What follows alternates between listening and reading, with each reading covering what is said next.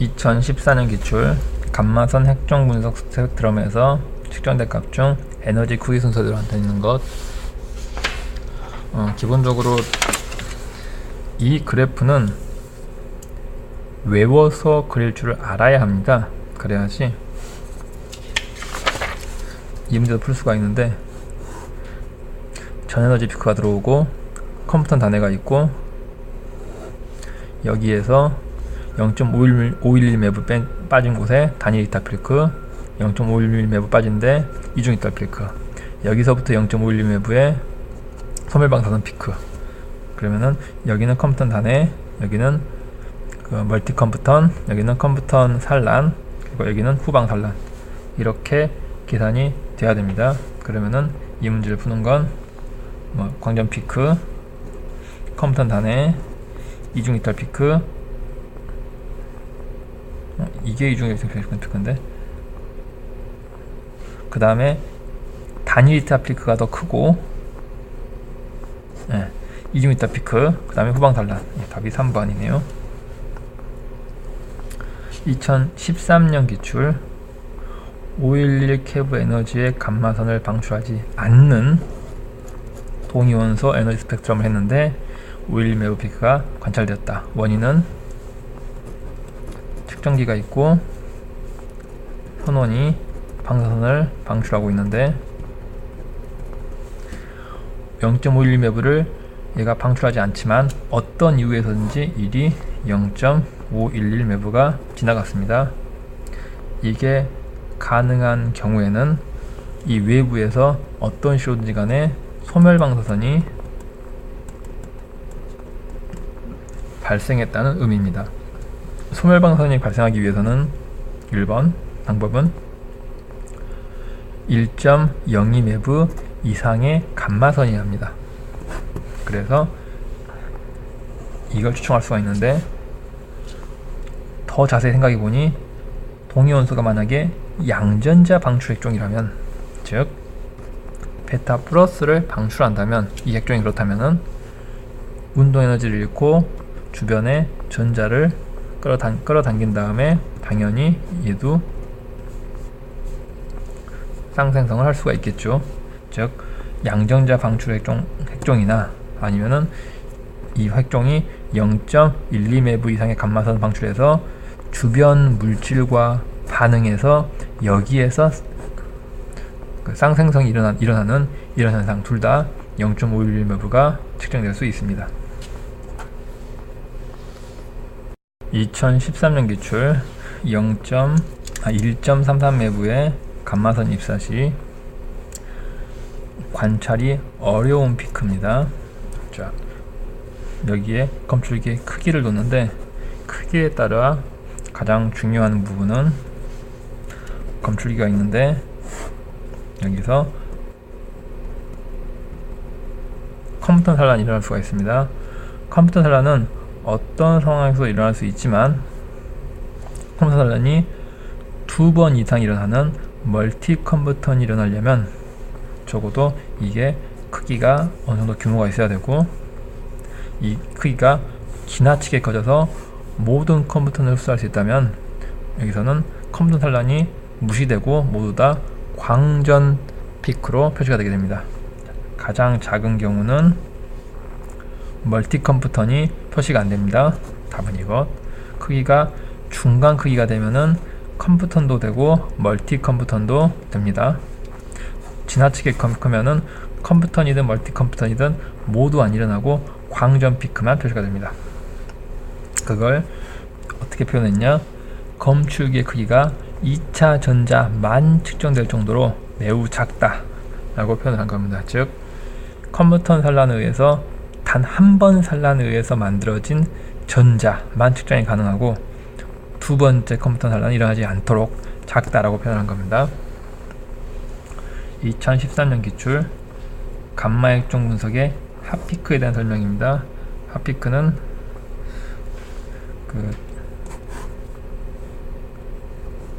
이런 상황에서 이 피크 두 개가 같이 측정돼서 표시되는 경우가 핫피크입니다. 검출기가 검출 효율이 높을수록 많이 형성된다. 핫피크가 만들어지는 원인을 생각해 보면은, 만약에 방사선량이 낮아서 방사선이 한 개씩 들어온다면은 일어나지 않을 가능성입니다. 그런데 선량이 높아서 이 방사선이 들어오는 시간 간격이 좁아질수록 높은 확률로 만들어질 겁니다. 즉, 검출 효율이 높아서 방사선을 많이 인지하면 할수록 더 많게 형성이 됩니다. 핫피크가 생기면은 당연히 이 높이에 해당한 만큼 이 값은 더 낮아질 겁니다. 선원을 검출기에 가까이 두게 되면은 측정 카운터가 더 올라가서 핫피크가 만들어질 확률이 더 높아질 겁니다. 우발 핫피크라는 용어의 정의에 대한 설명입니다. 다른 액에서 방출되는 감마선이 동시에 입사되는 피크다. 2011년 기출 감마성 핵종 분석 시스템과 반응하여 코발트 60 시료에 대한 에너지 스펙트럼 획득을 했다. 시료에서 방출되는 감마선과 검출기 주변의 차폐체와의 반응에 기인한 피크가 아닌 것은, 시료에서 방사선이 나오고 검출기가 있고 주위에 차폐체가 있으면, 첫째, 이탈 피크는 여기에서 시료에서 방출된 감마선이 들어왔다가 하나 혹은 두 개의 감마선이 빠져나간 피크가 이탈 피크. 즉, 이건 코발트 60이 1.02 MeV 이상의 방사선을 방출하기 때문에 일어날 수 있지만, 이건 시료에서 방출된 감마선과 검출기와의 반응에서 기인한 피크이지 주변의 차폐체와 반응한 피크는 아닙니다. 두 번째, 후방산란 피크. 뒤쪽에서 간 방사선이 구조물에 부딪혀서 다시 앞쪽으로 향해서 나가는 피크, 후방산란 피크. 후방산란 피크 특징은 200 이하 방사선. 이건 역시 검출기 주변 차폐체와 반응이 간 것이고, 소멸방사선 피크는 고에너지의 방사선이 주변 차폐체와 반응해서 여기에서 쌍생성이 일어나서 소멸방사선이 일어나서 이 방사선이 검출기로 들어간 경우, 0.511 MeV에서 검출되는 소멸방사선 피크는 역시 차폐체와 반응에서 기인한 피크. 특성 S선 피크는 이 시료에서 나온 방사선이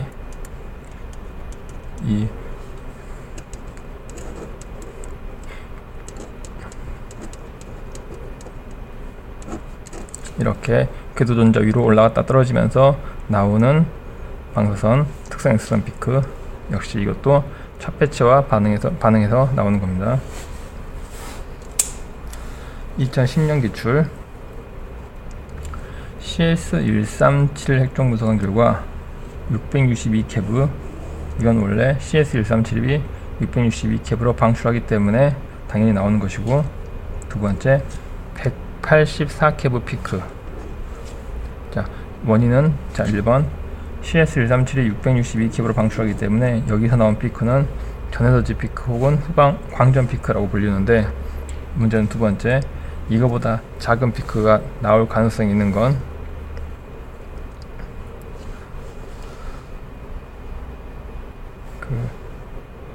200 케브 이하인 방사선이 나올 수 있는 건 후방산란 피크 가능성이 있고, 둘째, 방금 설명한 이 과정에서 나오는 이 특성 S선 피크, 이것도 가능성이 있습니다. 후방산란 피크는 200 케브 이하라고 지정되어 있지만 특성 S선 피크는 얼마나 올지 모릅니다. 즉, 이 주어진 보기 중에서 가능한 건 이 부분. 자, 여기서 코발트와 CS137에 대한 예가 나왔는데, 기본적으로 이 두 개의 핵종은 산업계에서 가장 많이 쓰는 감마선이기 때문에 기본적인 특성을 외우고 있어야 됩니다. 코발트 60은 1분계당 2개의 방사선이 나온다 라는 거하고 CS 1.1분계당 0.85개의 방사선이 나온다 라는 점입니다. 2012년 기출 감마선 검출기의 크기별 스펙트럼 특성에 대한 설명입니다. 크기로 나올 수 있는 건 방사선이 지나갈 때 작은 검출기는 컴퓨터 산란이 발생하고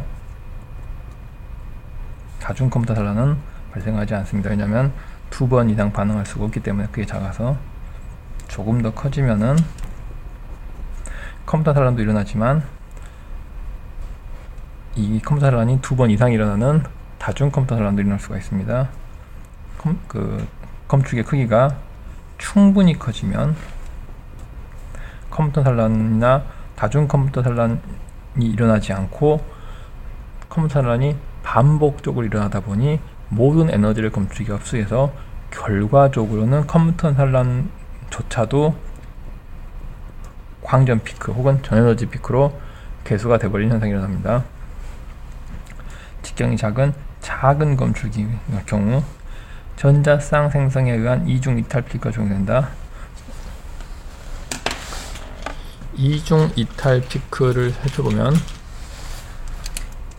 안에서 방사선이 쌍생성이 일어났을 때 감마선이 나가는데 이 감마선이 0.511 매부에 해당합니다.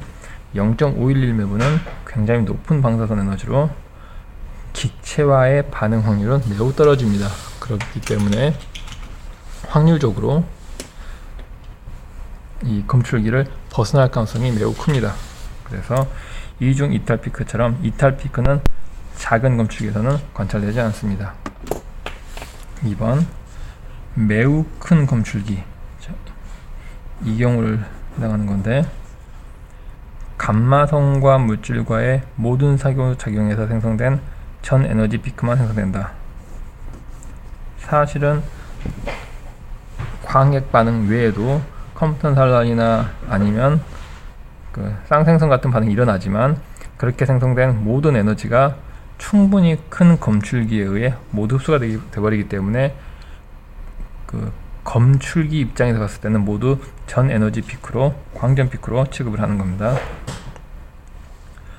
중간 크기 검출기에서 쌍생성이 발생될 경우 단일 이탈 피크만이 아니라 이중 이탈, 단일 이탈 모두 다 발생합니다.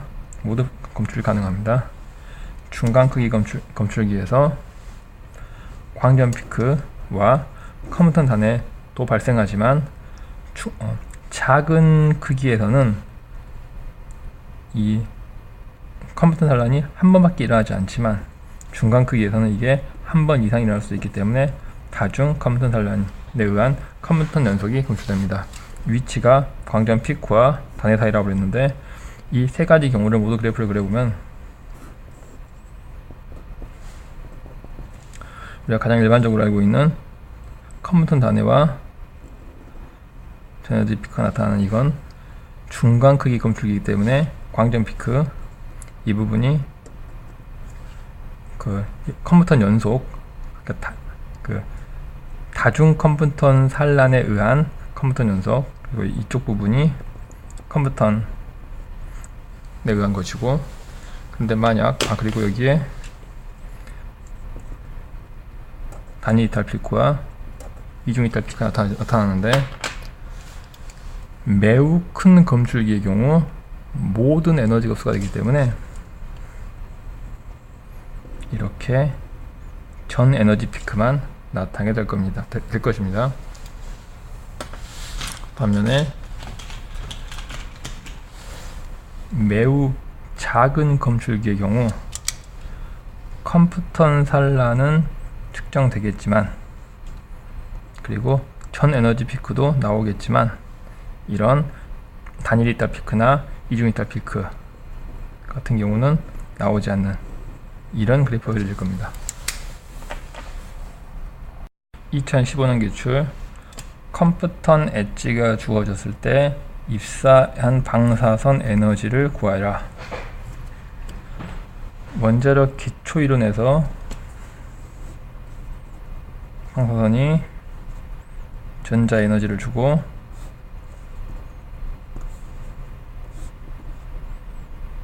이렇게 반도전자가 튀어나갈 경우에 반도전자의 에너지를 구하는 공식이 이렇게 주어졌습니다.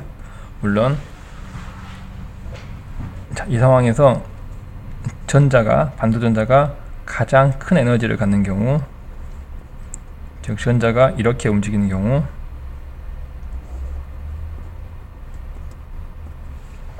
이 경우가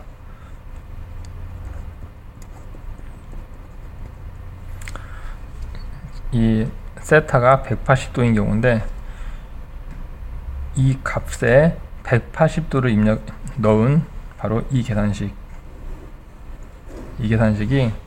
반도전자가 가장 큰 에너지, 최대값을 가질 때의 에너지입니다. 즉 그때가 바로 컴퓨턴 엣지가 되는 겁니다. 이렇게 계산된 값이 이 0.4781일 경우 이 입사 방사선의 값은 얼마인가 라는 계산입니다. 단순하게 이 계산식에 넣고 풀기만 하면 되는 식입니다. 여기서 중요한 건 반도전자 에너지를 구하는 공식, 이것을 반드시 암기하고 있어야 된다. 그리고 여기에서 이 값은 0.511, 단위는 매부이다 라는 건 알고 있어야 됩니다. 이 공식을 외우면 좋겠지만 이 두 개의 공식을 모두 외울 필요는 굳이 없이 요즘에는 그 계산기가 잘 되어 있기 때문에 그냥 세타 값에다 180 입력하는 것만으로도 이 공식에서 이렇게 쉽게 유도할 수가 있습니다. 기출 F18의 감마선 에너지 스펙트럼에서 컴퓨턴 단의 에너지는 얼마인가? 반복적으로 컴퓨턴 단의 에너지는 반도전자가 입사광자와 정반대 방향으로 가는 경우, 즉 세타가 180도일 경우입니다. 이 공식을 외우고 있다면 이 공식에 각각 답을 대입해서 간략화 시킨 다음에 이 주어진 값을 대입하면 되는데, 여기서 또 하나 알아둘 건 F18은 양전자 방출 핵종이라는 사실을 알고 있어야 되고, 양전자는 운동 에너지를 잃게 되면은 주위의 전자를 결합해서 두 개의 감마선을 만든다. 그래서 이 두 개의 감마선 소멸 방사선의 에너지는 0.511 매부이다 라는 걸 알고 있어야 됩니다. 그러면 나머지는 이 값이 0.511 매부이기 때문에 넣기만 하면은 계산식으로 간단히 컴퓨터 단 에너지를 구할 수가 있습니다. 2012년 기출, 이러한 감마선이 계측기에 입사해서 컴퓨터 산란을 2번 했을 때 계측기에 전달할 수 있는 최대 에너지. 컴퓨터 산란은 기본적으로 에너지의 일부만을 전달합니다. 광자가 들어오면 전자에 부딪히고 전자는 이렇게 진행이 되고 감마선이 이렇게 진행이 되는데, 최대 에너지이기 때문에 최대한 에너지를 많이 전달시키려면은 광자에 의해서 전자가 이렇게 이동할 때, 그러면은 이런 경우가 최대 에너지를 전달하는 경우고, 이때 세타가 180도가 됩니다. 이때 이 전자의 에너지를 구하는 공식이 있는데, 이때 그 공식이 바로 이 값입니다. 그러면은 지금 중요한 건 계측기에 전달하는 에너지이기 때문에 처음에 시작된 이 값에서 이 전달된 전자의 에너지를 구하고, 그 다음에 이 전달을 하고 남은 이 방사선이 다시 한번 이런 효과를 일으킨다면은 적어도 이 에너지를 어떻게 구할 수 있느냐, 이 처음 값에서 이 전달된 값을 뺀 그 나머지 값이 이 값이 됩니다. 그리고 이 값이 다시 컴퓨터 산란을 일으킬 때 전자에 주어진 에너지, 그 두 개의 에너지를 더하면은 이 최대 에너지가 나올 수가 있습니다. 자, 풀이를 살펴보면 이 반도전자의 에너지를 구하는 공식이고, 당연히 180도일 때 최대 에너지를 전달합니다. 이렇게 해서 구한 반도전자 에너지, 이 에너지가 0.331 메브입니다. 500케브, 0.5 메브의 에너지가 들어와서 0.331 메브의 에너지를 전자에 줬으므로 이 광자 에너지는 최초 0.5 메브에서 이 에너지 0.331 메브를 뺀 이 0.169 메브를 갖게 됩니다. 다시 0.169 메브의 광자가 이 반응을 일으켜서 얼마만큼의 에너지를 최대로 이 광자에 줄 수, 전자에 줄 수 있는 계산해 보면, 다시 이 값을 여기에 입력해서 재계산을 하면 이렇게 나옵니다. 이게 첫 번째 준 에너지, 이게 두 번째 준 에너지, 이 두 개의 에너지를 합하면 이렇게 답을 구할 수가 있습니다.